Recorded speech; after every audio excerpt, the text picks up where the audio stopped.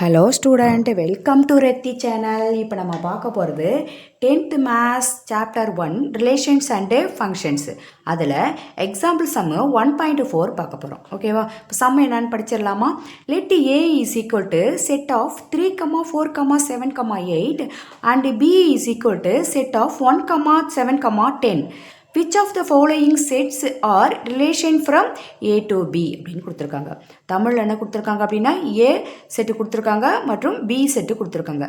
இதில் கீழே உள்ள கணங்களில் எவை ஏயிலிருந்து பிக்கு ஆன உறவை குறிக்கின்றது அப்படின்னு சொல்லியிருக்காங்க. ஓகேவா? இப்போ R1, R2, R3 அப்படின்னு சொல்லி 3 செட்டு கொடுத்துருக்காங்க. அதுலேருந்து A to Bக்கு உள்ள ரிலேஷன் என்னன்னு கேட்டிருக்காங்க. ஓகேவா? இப்போ இது கண்டுபிடிக்கிறதுக்கு முன்னாடி நம்ம என்ன கண்டுபிடிச்சி வச்சுக்கணும்? கண்டிப்பாக A cross B, அதாவது கார்ட்டீசியன் ப்ராடக்டை கண்டிப்பாக போட்டு வச்சுக்கணும். இப்போ நம்ம சம்முக்குள்ளே போகலாம்.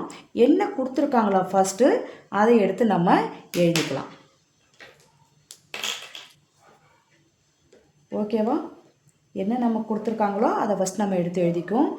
A is equal to set of 3, 4, 7, 8. B is equal to set of 1, 7, 10. ஓகேவா? ஃபஸ்ட்டு என்ன கண்டுபிடிக்கணும்னு சொல்லியிருக்கேன்?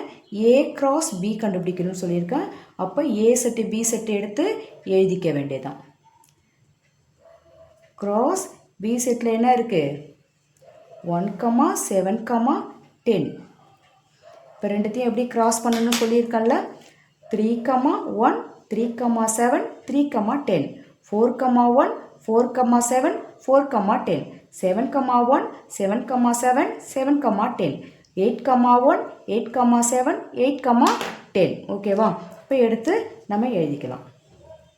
3, 1, 3, 7, 3, 10, 4, 1, 4, 7, 4, 10,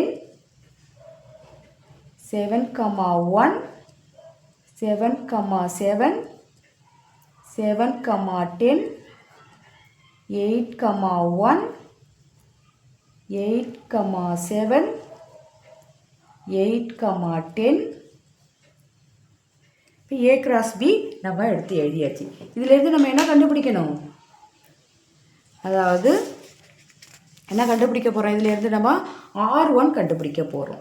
ஓகேவா? R1ஓட ரிலேஷன் என்ன இருக்குது அப்படின்னு நம்ம போட போகிறோம்.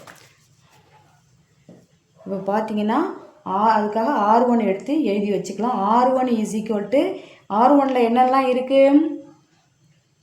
3, 7, 4, 7,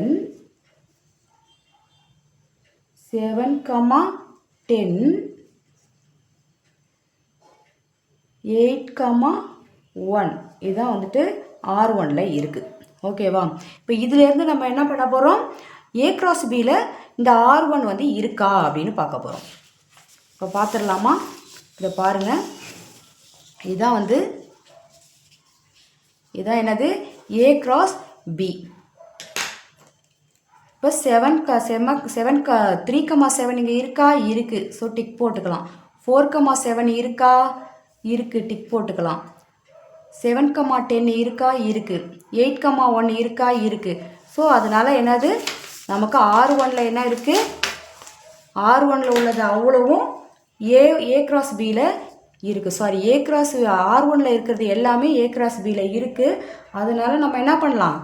இதை ரிலேஷன் இருக்குன்னு இப்போ எழுதிடலாம். எப்படி எழுதணும்? R1 subdivision of A cross B. A cross Bயில் உள்ள செட்டில் எதுவும் இருக்குது? R1ஓடைய சப்டிவிஷன் சப்செட்டு இருக்குது. அப்போது therefore ஃபைனலாக என்ன எழுதணும்? நம்ம R1 is a relation from A to B. ஓகேவா?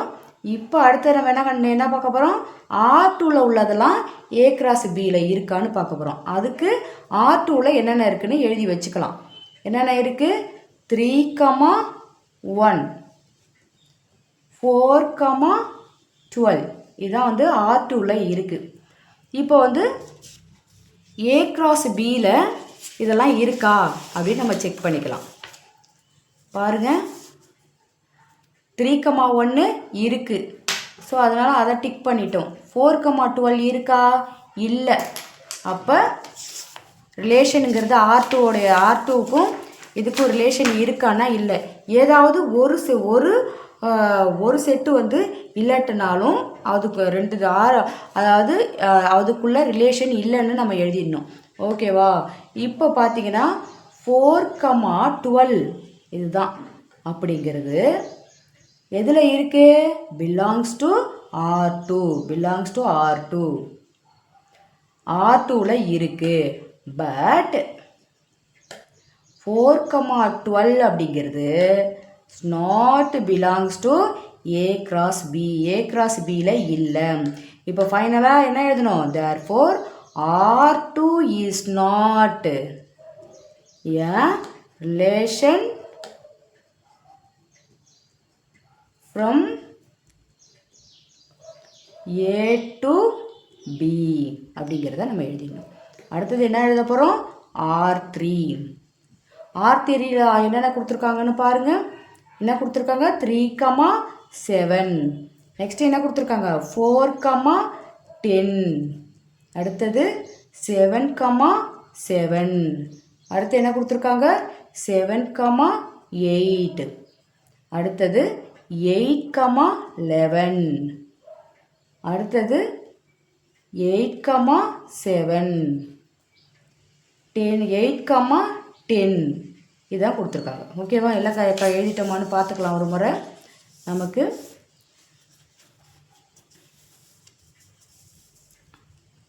த்ரீ, 7, 4, 12. ஓகேவா? 4, 10 தான். இங்கே தான் தப்பாக எழுதியிருக்கேன். 4, 10.